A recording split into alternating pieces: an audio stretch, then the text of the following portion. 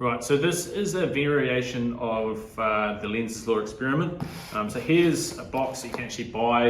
It comes with all the Lenz's law equipment. So it comes with an aluminium bar, which is floating around somewhere, and a copper bar. So copper billet, or copper bars are really hard to come by.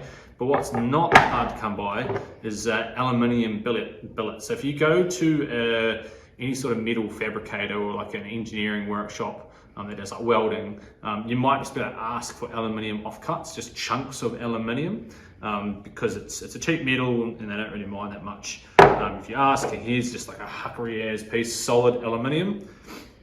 So you'll also need, this is an N52 neodymium magnet. I bought this on AliExpress. I think it was about 30 bucks. This is not a toy. It's actually a very, very powerful magnet. I've wrapped it in duct tape just because it's very brittle. It's probably got the brittleness of glass. And then I've got another, I'm not sure what this magnet is, but it's a smaller, I don't know, N20 or probably even less, neodymium magnet as well. So what you want to do is you just want to stack up your pieces of metal. So I'll just start it off with the copper first.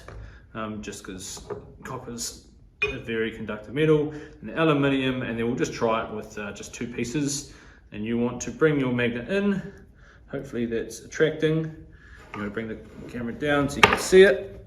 And the trick is to balance the magnet using the other magnet and just get it to hover.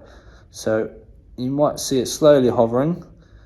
And I first saw this idea at the University of Otago Museum. They had a massive chunk of aluminium. I'm not sure where they got it from, but you could do the same thing. So with just straight aluminium, so if you remove the copper, it still works. So if you're on a budget and you don't want to have to fork out to buy this whole kit, you can just try and hunt around for aluminium billet, and you can see it still works to a varying degree. It's a little more sensitive because the aluminium is not as good.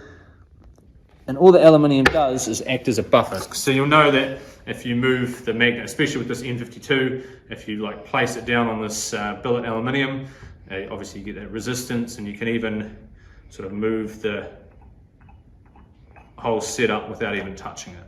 So the force is actually quite remarkable considering the size of this magnet. Once your students actually have a play around with it, they can really feel what it's like. Safety, these here, if you get these two magnets stuck together, they don't come apart. You need to use like a wooden vise to slice them apart. I have had another N30 magnet get stuck together, and I eventually got it apart, but it's not easy whatsoever. So be very, very careful. Always like demonstrate the strength to students by having them close fist and bring two magnets together and keep their fists closed, so they know what they're dealing with. Once they know what they're dealing with, they usually respect them.